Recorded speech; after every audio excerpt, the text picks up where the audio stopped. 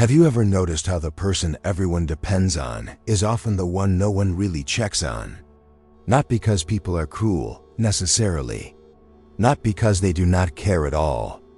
But because somewhere along the way, they began to believe you were made of something stronger than ordinary need. That you could carry more, handle more, absorb more.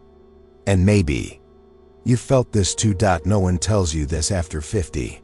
But there comes a moment when a woman begins to look at her life differently. She stops asking only, "Did I do enough?" and quietly starts asking something more difficult.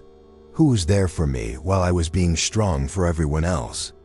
That question does not always arrive loudly. Sometimes it comes in the middle of an ordinary evening. The dishes are done. The phone is quiet. The house is calmer than it used to be. The children are grown or growing away in the natural way life moves. The husband may be there or may not. Friends may still call, but not in the same way. And in that stillness, something unspoken rises to the surface. A tiredness. Not only of the body, though that too, but a deeper tiredness. The kind that comes from years of being reliable, composed, understanding, available, patient, and practical. The kind that comes when everyone has known your strength, but very few have truly known your softness. That is the loneliness of being the strong one for too long. It is a particular kind of loneliness because it is so invisible. When people think of loneliness, they imagine empty rooms, or being physically alone, or not having company. But this is different. A woman can be surrounded by family, included in conversations, needed by many, and still feel profoundly alone. Because what she misses is not just presence, it is recognition. It is the feeling that someone sees the effort behind her calm, that someone understands the weight she carries without needing her to explain it in a careful, acceptable way. But no one really talks about this. They praise strong women all the time. They admire them. They rely on them. They even define them by that strength. She always handles everything. She's so resilient. She never falls apart. And these words sound like compliments. Sometimes they are. But over many years, they can become a kind of trap. Because once a woman is known as the strong one, people unconsciously adjust around that identity. They bring her the problem, not the comfort. They assume she will understand, not need understanding. They expect maturity from her, even when others are allowed messinesses, selfishness, distance, or emotional inconsistency. Strength becomes the role she is rewarded for. And eventually, the role begins to cost her something. Psychologically, this happens for a reason. Human beings organize relationships in quiet patterns. We assign emotional roles, often without realizing it. One person becomes the sensitive one. One becomes the difficult one. One becomes the peacemaker. One becomes the one who always shows up. And once those roles settle in, families especially can resist any change. Not because they are evil, often because change makes them uncomfortable. If the strong one says, "I am tired," the whole emotional balance shifts. If the dependable one says, "I need more from you," others may feel confused, defensive, even irritated. Not because her need is wrong, but because they had grown comfortable, building their stability on her silence. And that is where the loneliness deepens. Because the strong woman often does not become strong by accident. Usually, life made her that way. She may have learned early that emotions had to be managed carefully. That someone in the house was always struggling and she could not add to it. She may have become capable because there was no safe alternative. She may have been the daughter who understood too much too soon. The wife who held things together while someone else was emotionally absent. The mother who kept going because children needed dinner. Reassurance, school forms signed, doctor appointments remembered. Crises softened, birthdays saved, family tensions absorbed. Strength, for many women, did not begin as empowerment. It began as adaptation, and when adaptation lasts long enough, it starts to look like personality. People say, "She's just so strong," as if that strength appeared naturally, as if it did not have roots in disappointment, responsibility, emotional neglect, or survival, as if she was not shaped by all the time she realized there was no room for her to fall apart. It is a quiet truth that many strong women were not deeply supported when they most needed support. They were simply trained by life to function through pain. And after enough years, functioning becomes fluent. She learns how to speak normally while carrying grief, how to host while feeling empty, how to comfort others while privately unraveling, how to say, "I'm fine" in a voice that even she begins to believe. And that is why this kind of loneliness can go unnoticed for so long. Not only by others, but by the woman herself. Because if she has spent decades being useful, she may not immediately recognize when usefulness has replaced intimacy. She may not see, at first, that being needed is not the same thing as being emotionally held. She may confuse appreciation for understanding. She may tell herself she should be grateful, and perhaps she is grateful. But gratitude and loneliness can live in the same heart.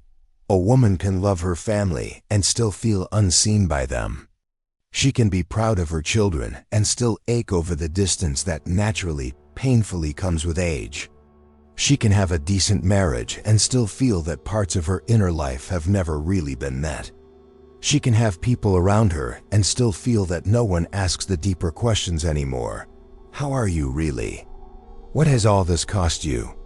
What do you carry that you never had permission to put down? Those questions are rare. And when a woman has been the strong one for too long, she often stops expecting them. That is one of the saddest parts. Not simply that others fail to ask, but that over time she lowers her own expectations of being cared for.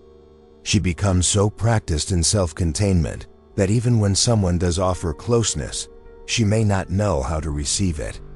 She may soften for a moment, then quickly pull herself back together. She may laugh something off, change the subject, say, "Oh, it's nothing." Not because it is nothing, but because she has lived so long in emotional self-management that vulnerability now feels unfamiliar, even unsafe. And maybe you know this feeling. Someone asks how you are, and for 1 second you consider telling the truth.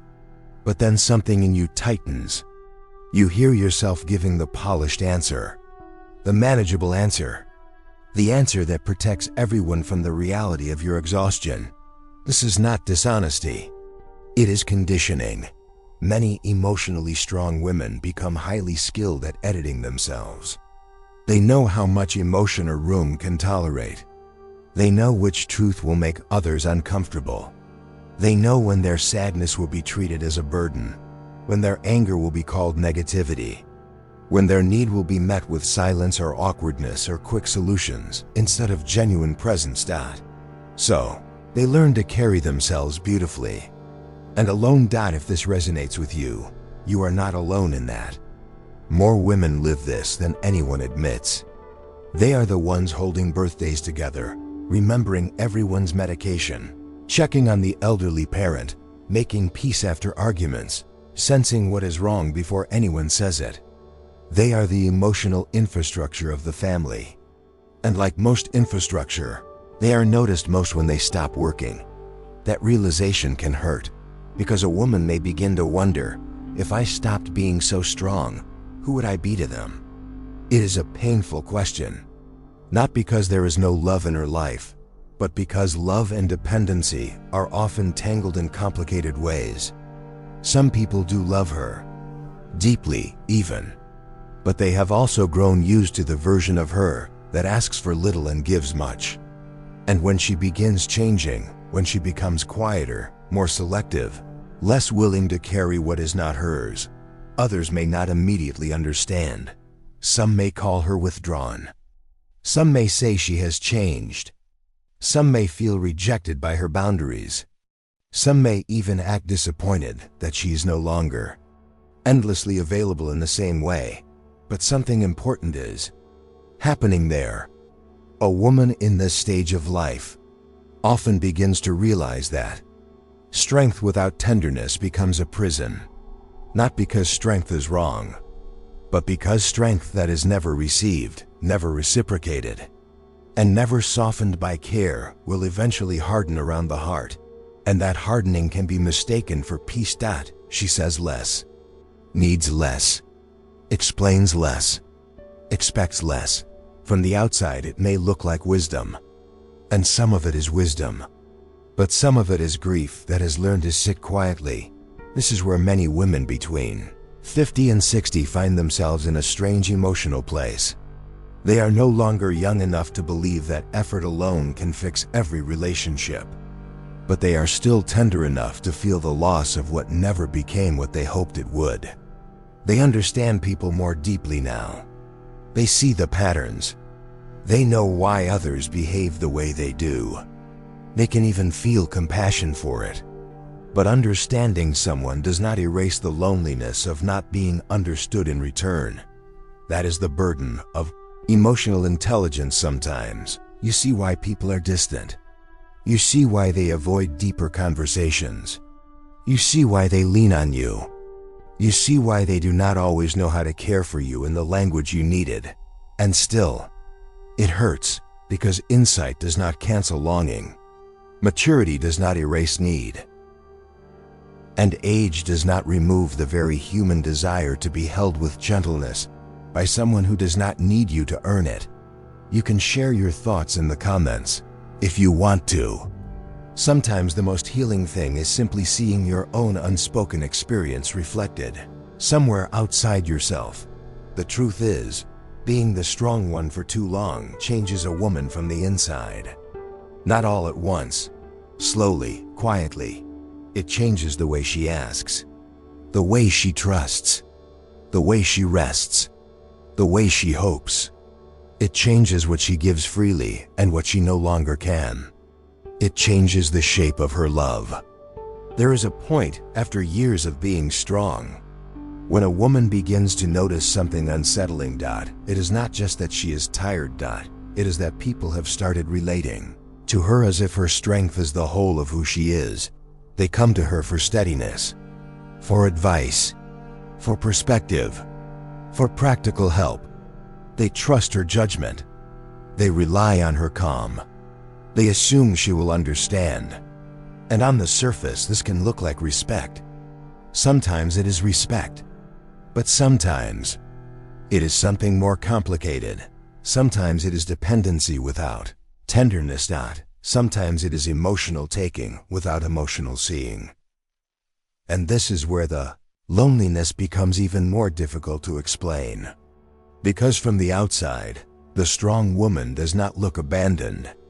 She looks admired, capable, needed, perhaps even central. But inwardly, she may feel a growing ache that no one quite touches the deeper parts of her anymore. Not the thoughtful parts. Not the wounded parts. Not the parts that once hoped someone would notice without being told. This is what emotional invisibility often looks like in mature life. Not dramatic neglect. Not obvious rejection. Just a slow fading of curiosity about the woman behind the role. And maybe that is one of the most painful things about getting older as a strong woman. People continue to see your function long after they stop noticing your inner world. You are still the one who remembers birthdays, the one who keeps the peace, the one who notices when someone is not themselves, the one who senses tension before it becomes conflict, the one who knows who needs extra care, who is avoiding something, who is quietly hurting, who needs to be called, but who notices when you have become quiet in a different way, who notices when your silence is no longer peace but depletion, who notices when your smile has become careful instead of warm. It is a quiet truth that many women over 50 begin to feel less emotionally pursued. Not romantically, necessarily. Humanly. Fewer people ask deeper questions. Fewer people stay long enough in conversation to reach what is under the surface. There is an assumption that by now, she has learned to handle herself. And yes, perhaps she has. But competence has a hidden cost. It often causes others to underestimate how much care you still need. The psychology behind this is subtle but powerful. When someone has been emotionally reliable for a long time, others unconsciously stop scanning for their distress.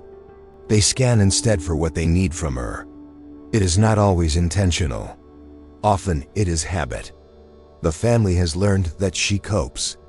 The friends have learned that she listens. The children have learned that she remains available, even if not immediately, even if quietly, even if exhausted. So their attention moves toward their own needs, their own crises, their own schedules, and the strong woman, who has spent years being emotionally perceptive, sees this happening in real time. She notices who only calls when something is wrong. She notices who becomes impatient when the conversation turns toward her. She notices who likes her warmth but not her truth. She notices how some people enjoy her nurturing more than her honesty. And because she is emotionally intelligent, she usually understands why. That is what makes it harder. She knows her children are busy. She knows her spouse may have his own emotional limitations. She knows her friends are carrying things too. She knows life becomes full, complicated, fragmented. She understands, but understanding can become a lonely place to live if it is never balanced by being understood.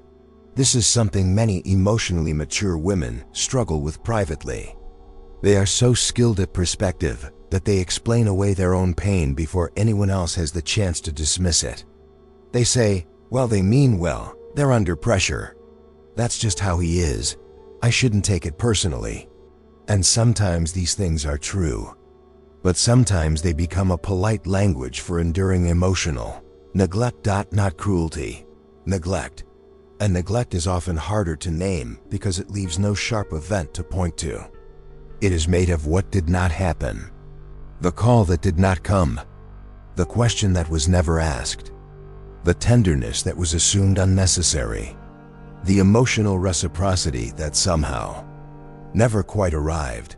A woman can live inside that kind of absence for years and only later realize how much of her inner life went unshared. And then there is another layer to this. Loneliness that no one really talks about. After being strong for so long, many women begin to feel unsure of how to receive care even when it appears. They may long for softness, but when it comes close, something in them stays alert. They may want to be comforted, but they do not fully relax into it. They may even feel embarrassed by their own need. Not because the need is wrong, but because they have spent so many years being the stable one that dependence now feels unfamiliar to their nervous system. This is not weakness. It is adaptation. If a woman has had to parent herself emotionally, soothe herself, motivate herself, reason with herself, and recover privately from disappointment again and again, then self-containment becomes more than a habit. It becomes identity. She does not just do strength. She becomes known through it. And slowly, the softer parts of her begin living in the shadows. That is often why some women become quieter with age. Not colder, necessarily. Not bitter in the simple way people assume. Just more protected, more selective, less willing to offer the best of themselves where there is no depth to receive it. Less interested in performing warmth for people who only know how to take comfort, not give it. Less willing to explain feelings to those who repeatedly turn away from emotional truth. And from the outside, this change can be misunderstood. A daughter may think, she's become distant. A friend may feel, she's harder to reach now. A spouse may say, you've changed. And yes, she has changed. But the fuller truth is that she has been changing for years, quietly, underneath her responsibilities, beneath her politeness, beneath the version of herself that kept showing up, even when she was emotionally undernourished. Something in her has been learning that not everyone who leans on her, loves her deeply. Learning that being useful is not the same as being cherished. Learning that people often become most attached to the parts of us that make their lives easier. Learning that some relationships feel stable only because one person absorbs more than they should. That realization can be painful because it forces a woman to look back on her life with new eyes. She may begin to see that what she once called closeness was sometimes just dependency. That what she once called patience was sometimes fear of conflict. That what she once called understanding was sometimes self-abandonment wearing the clothes of maturity. This is not a reason for self-blame. It is a reason for compassion, because many women were taught, directly or indirectly, that love meant endurance. That being good meant being patient. That emotional dignity meant not asking for too much. That family peace was more important than personal truth. That self-sacrifice was noble. And in many ways it was. It held homes together. It protected children. It created stability in unstable times. But there comes a season when that same survival wisdom begins to hurt the person who used it, because what protected her in one chapter can isolate her in another. And perhaps the deepest loneliness of all is this: when a woman becomes so practiced at being the shelter that she no longer knows where she is allowed to rest. If this part of the conversation feels close to home, you are not the only one carrying it. So many women have lived this silently, believing they should simply be grateful, mature, or less sensitive. But sensitivity is not the problem. Often, it is the very thing that helped them understand everyone else. The pain comes when that same sensitivity is never met with equal care. Sometimes a strong woman does not need grand gestures. She does not need to be rescued. She does not need someone to fix her life. She simply needs one relationship, one space, one human presence where she does not have to be composed all the time, where she is not the emotional manager, where she is not automatically cast as the wise one, the dependable one, the one who will be okay no matter what. She needs somewhere to be unguarded, somewhere to say, "I am tired," and not be met with panic, discomfort, or quick advice. Somewhere to say, "That hurt me," and not be told she is overthinking. Somewhere to say, "I do not want to hold everything anymore," and not feel like she has failed some invisible test of womanhood. Asterisk. Because that is another burden many women carry after 50, the feeling that if they soften too much, speak too clearly, or ask too honestly, they will be seen as less graceful, less good, less admirable. But no one should have to earn gentleness by remaining endlessly strong. You can share your thoughts in the comments if you want to. Sometimes what brings relief is not solving everything at once, but finally hearing a truth that matches the life you have quietly lived. And as this loneliness deepens, something else often begins to happen inside a woman. She starts to feel the difference between being loved and being emotionally known. She starts to notice the gap between connection and access, between loyalty and intimacy, between family closeness and true emotional safety. And once she begins seeing that difference, she cannot go back to not seeing it. There is a moment in many women's lives when the question quietly changes. It is no longer only, "Why do people take so much from me?" It becomes, "What have I had to become in order to survive them?"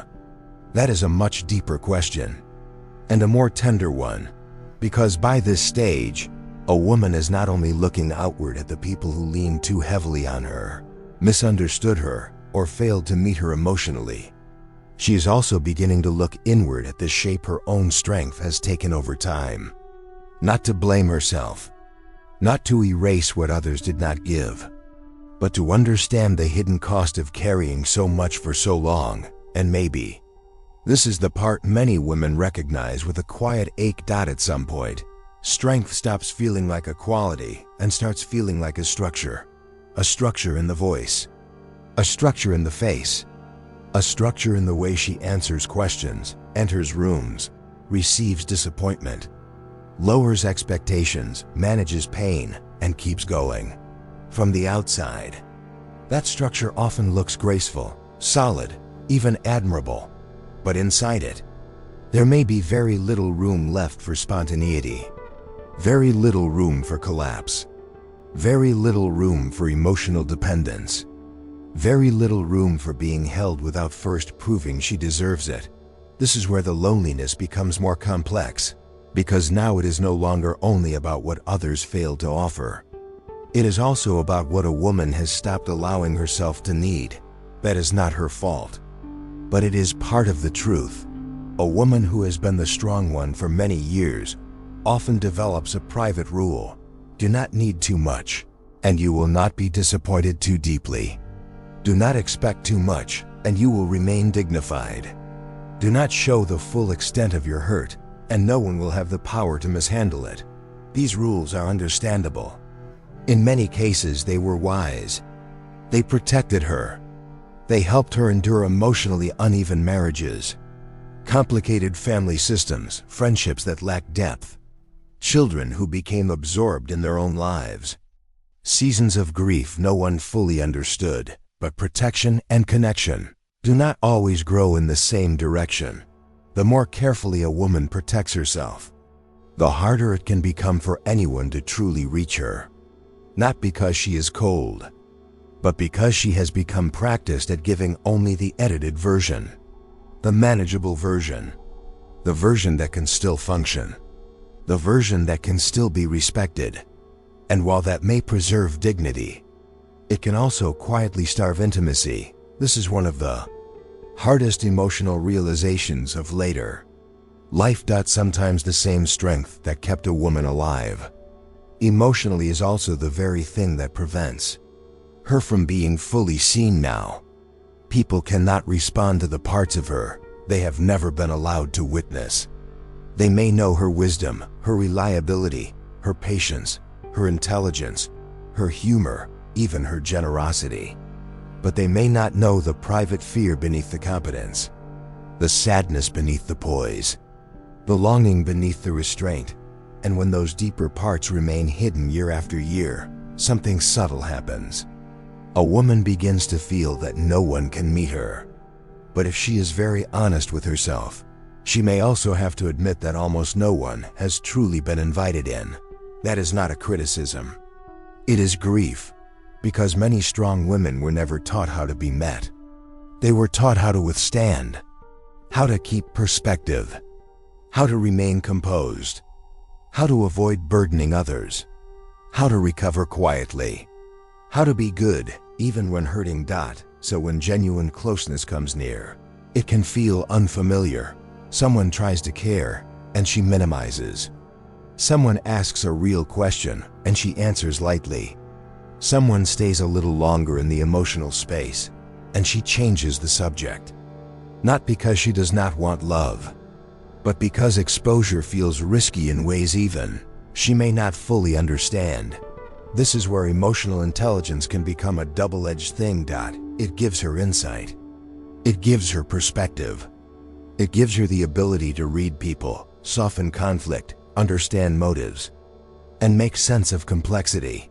But it can also make her too quick to regulate herself before anyone else has a chance to respond. She feels hurt and immediately translates it into understanding. She feels lonely and immediately tells herself not to be dramatic. She feels disappointed and immediately begins explaining the other person's limitations. She feels unseen and immediately turns that pain into maturity. And while that may look wise, it can slowly separate her from her own emotional truth, because not every feeling is a problem to be solved. Some feelings are signals. Some are grief. Some are unmet need.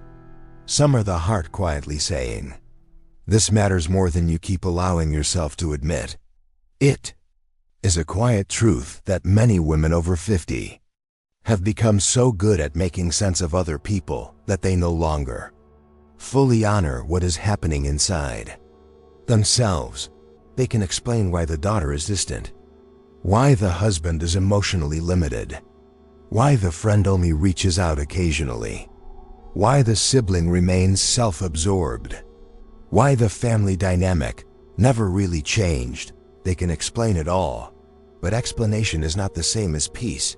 You can understand a person deeply and still feel lonely with them.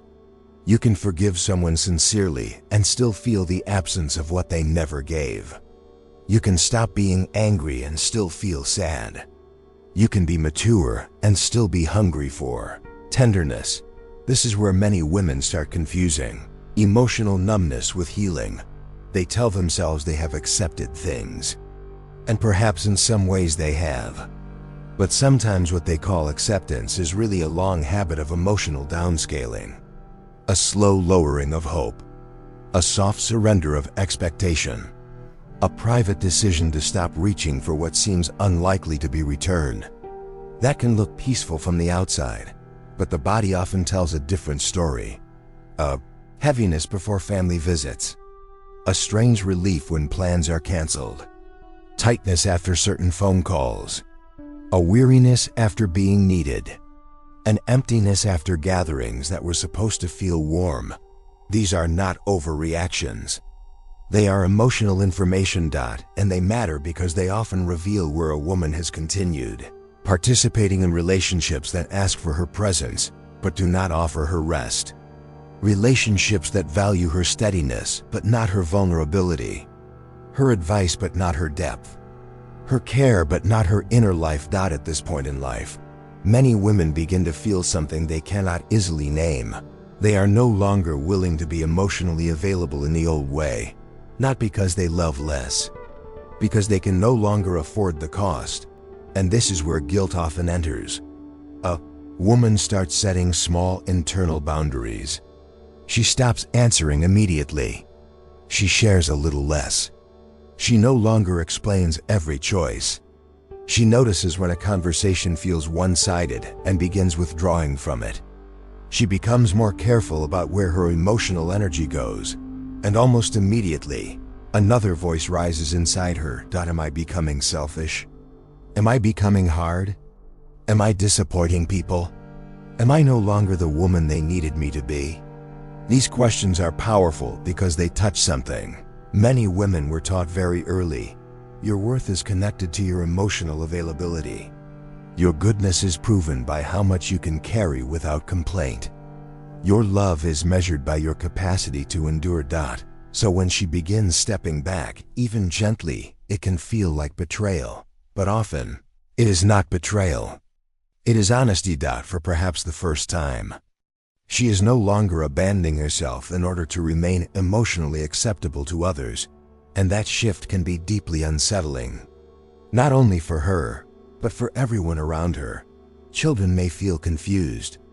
A spouse may feel shut out. A friend may feel the difference and not know how to name it. Family members who benefited from her emotional consistency may interpret her new reserve as distance, but reserve is not always rejection. Sometimes reserve is recovery. Sometimes it is what happens when a woman realizes she has given from reserves no one ever helped replenish, and maybe this is the stage of life where a woman begins to separate love from access. Just because she loves someone does not mean they are entitled to every part of her. Just because she understands someone does not mean she must continue absorbing their emotional imbalance. Just because she has always been available does not mean availability is still healthy. Just because she can carry something does not mean she should. These realizations are not dramatic. They are often very quiet, but they change everything. Because once a woman starts noticing the difference between true intimacy and habitual emotional service, she becomes less interested in performance, less interested in appearing endlessly open while privately depleted, less interested in being praised for strength that no longer feels life-giving. She wants something more honest now, not perfection, not grand apologies, not a complete rewriting of her life. Just honesty. Honesty about what certain relationships have been. Honesty about how often she has edited herself to remain loved. Honesty about the loneliness she carried beneath competence. Honesty about the parts of her that became hidden not because they were unimportant, but because there was never enough emotional safety for them to come forward. If this resonates with you, you are not asking for too much.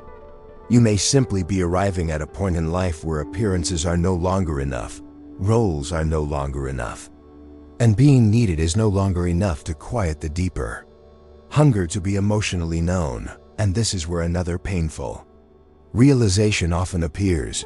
Some people love the strong version of her because it protected them from the full reality of her need. As long as she was wise, composed, understanding, and resilient, the relationship stayed comfortable for them. They did not have to stretch emotionally. They did not have to deepen. They did not have to confront the parts of themselves that only knew how to receive care, not reciprocate it.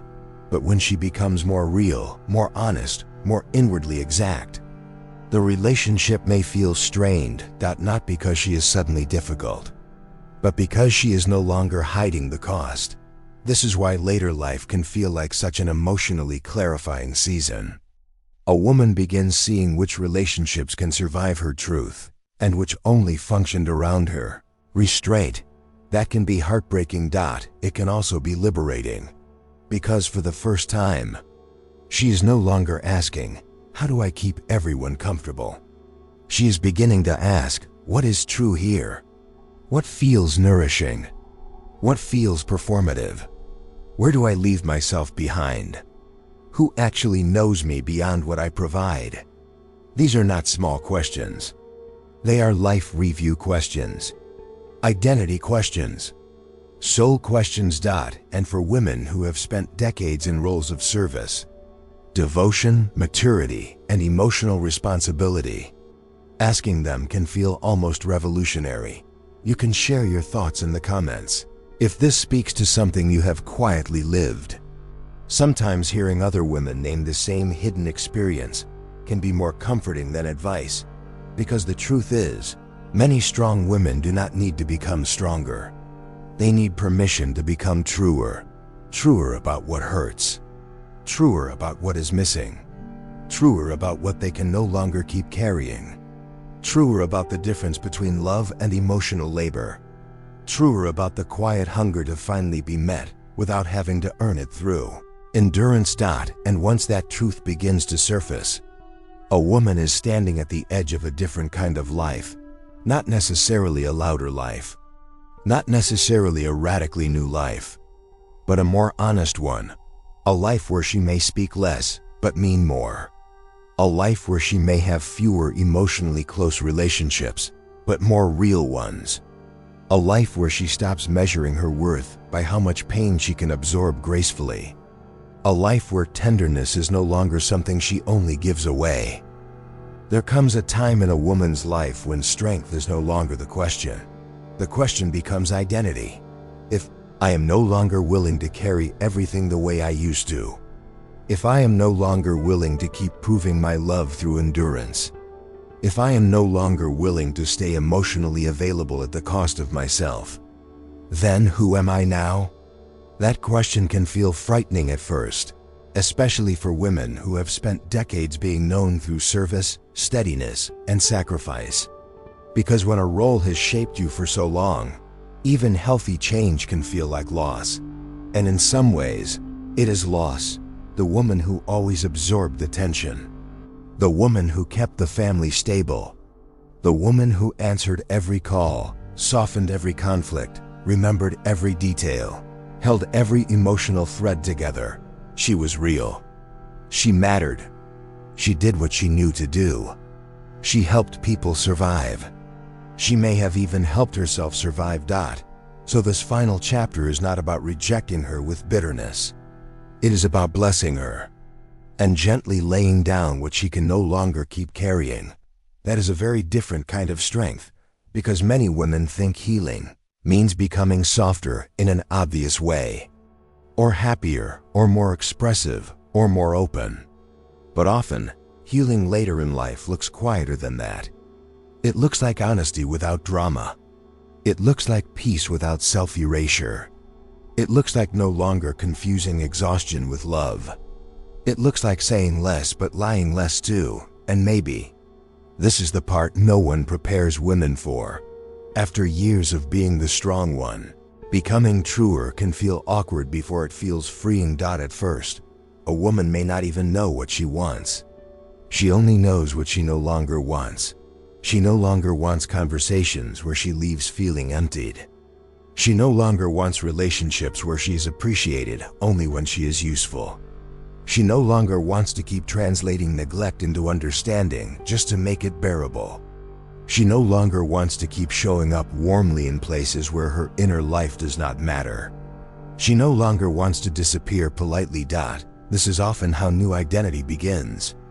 Not with a grand declaration, with quiet refusal, a refusal to keep abandoning herself in familiar ways, and that refusal can look very ordinary from the outside. She does not answer right away. She says, "I can't do that today." She stops over-explaining. She lets someone else sit with their own discomfort. She declines the invitation that she would once have accepted out of guilt. She tells the truth in a simpler sentence. She rests without earning it first. These moments may seem small, but for a woman who has spent much of her life being the emotional anchor, they are not small at all. They are identity shifts, because every time she chooses honesty over performance, or rest over obligation, or clarity over quiet resentment, she is teaching herself something new. I still have worth, even when I am not carrying everyone else. That lesson can take time to settle. Especially because guilt does not disappear overnight. The old training often stays close for a while. A woman may set a healthy limit and then spend the evening wondering if she was too cold. She may tell the truth calmly and then feel uneasy afterward, not because she was wrong, but because her nervous system is still adjusting to a life in which self-betrayal is no longer the price of connection. That is important too. Understand. Sometimes discomfort is not a sign you are doing something wrong. Sometimes it is the feeling of an old identity loosening, and that can be especially tender in later life, because by now a woman has history. She has patterns. She has family roles that have lasted decades. She has people who are used to certain versions of her. So when she changes, even quietly, the change can ripple through everything. An adult child may say, "You seem different." A husband may become uneasy when she no longer smooths everything over. A sibling may feel her distance when she stops being endlessly available.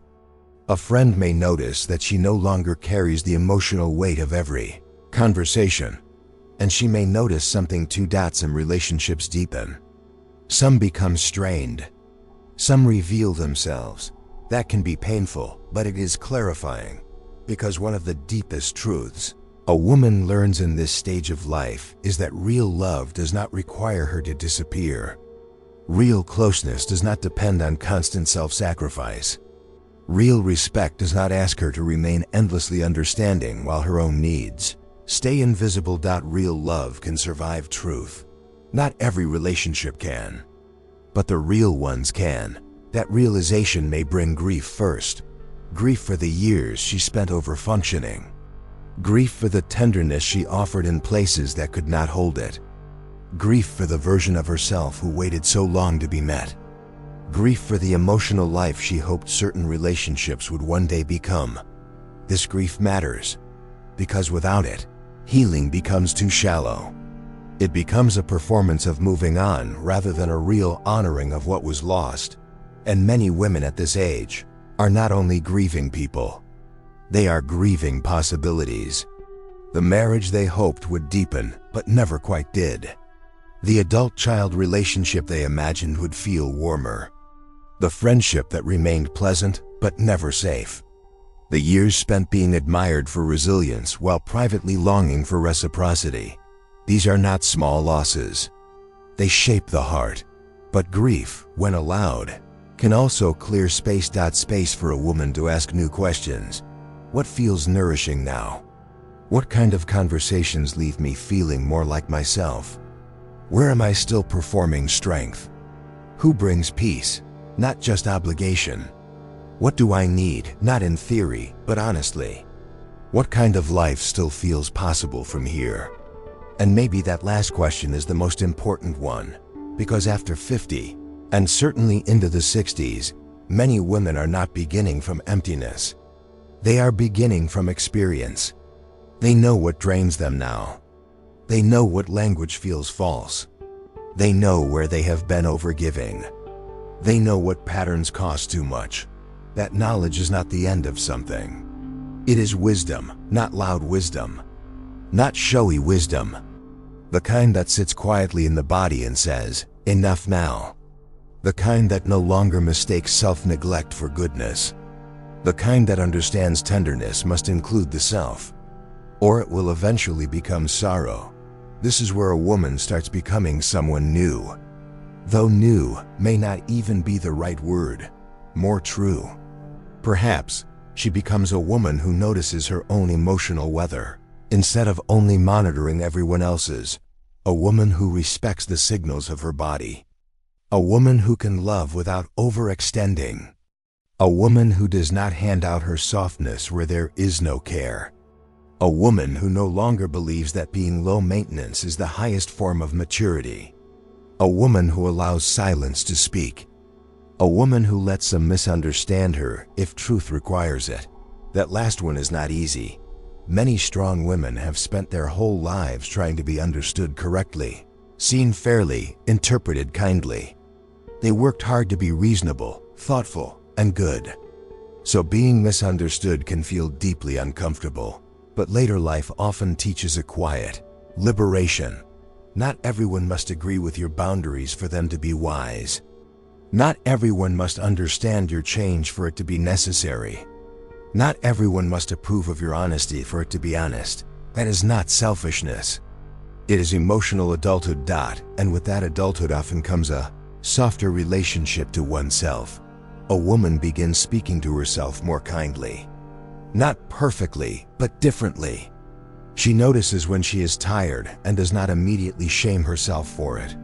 She sees her own sadness without rushing to minimize it. She feels loneliness without treating it like failure. She allows herself to want closeness without calling it weakness. She begins, perhaps for the first time in many years, to stand on her own side. This matters more than people realize, because the strongest women are often the ones who have been hardest on themselves internally. They expected so much. They forgave others easily, but not themselves. They offered grace outwardly while privately demanding that they should have needed less, handled more, felt less hurt, recovered faster. But age can soften that harshness if a woman lets it. She begins to understand that her need for tenderness was never the problem. Her exhaustion was not a character flaw. Her disappointment was not immaturity. Her longing to be emotionally known was not too much. It was human. And that is perhaps the deepest healing of all. Not becoming invulnerable. Not becoming endlessly self-sufficient. Not proving that she no longer needs anyone, but finally allowing herself to be fully human. Even after years of being treated as if strength should have made her somehow beyond ordinary need. If this has spoken to something quiet inside you, you are not alone. So many women have lived this inward journey silently, carrying wisdom and loneliness side by side. You can share your thoughts in the comments if you want to. Sometimes another woman's words can feel like a mirror you did not know you needed. And if you enjoy this kind of honest, thoughtful conversation, you may consider subscribing. There is something deeply comforting about making space for truths that are usually carried in silence. The truth is, a woman who stops being the strong one in the old way does not become less valuable. She becomes more real, more precise, more awake, more protective of what is sacred in her, more honest about where love ends and labor begins, more careful with her energy, more willing to let emptiness be empty instead of filling it with effort, more open, perhaps, to the few people who actually know how to meet her there. And yes, there may still be loneliness sometimes, but it is a different kind now. Not the loneliness of disappearing inside roles. Not the loneliness of giving and not being met. Not the loneliness of carrying everyone while pretending it costs nothing. A quieter loneliness, perhaps, but also a cleaner one. One that can become solitude. One that can become self-respect. One that can become the beginning of peace. Because in the end, maybe the goal was never to become stronger than everyone else. Maybe it was to become honest enough with yourself that your life could finally begin to feel like your own. And for many women, that is not an ending. It is the first truly gentle homecoming.